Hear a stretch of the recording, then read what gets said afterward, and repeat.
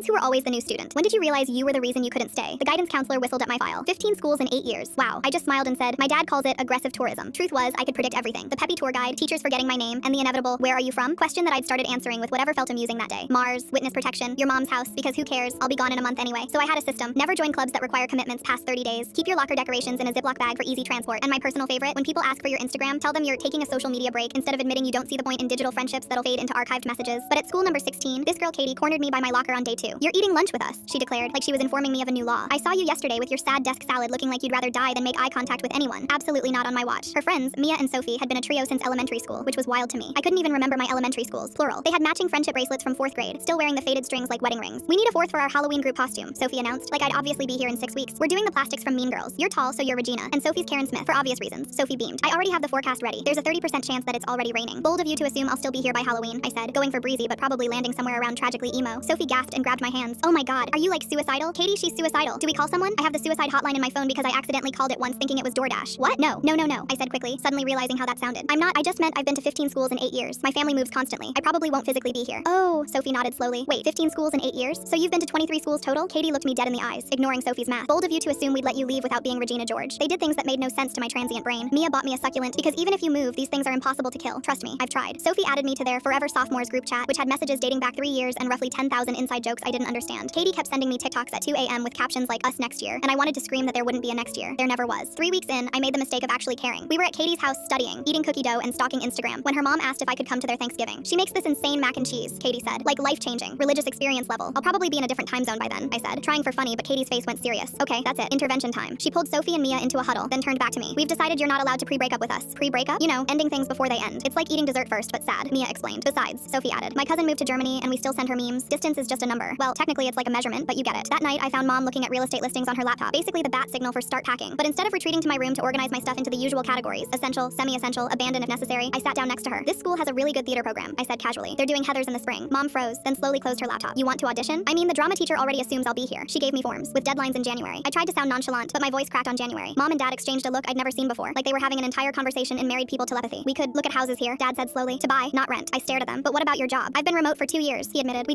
thought you liked exploring. Exploring? I cried. I thought you guys were commitment-phobic nomads having a midlife crisis. Turns out my parents had been moving every time they saw me shut down, thinking a fresh start would help. Meanwhile, I'd been shutting down because I knew we'd move. We were literally a self-fulfilling prophecy of unnecessary relocation trauma. Katie's response when I told her we were staying was to immediately make me help plan our senior year beach trip. That's 2 years away, I protested. Exactly, she said. We need time to make a killer playlist. Last week, I did something revolutionary. I put up posters with actual tape, not removable strips. Mom cried. Dad took pictures. Yesterday, when the guidance counselor asked how I was settling in, I said, plot twist, I'm actually settling. She laughed. Not a plot twist. More like character development.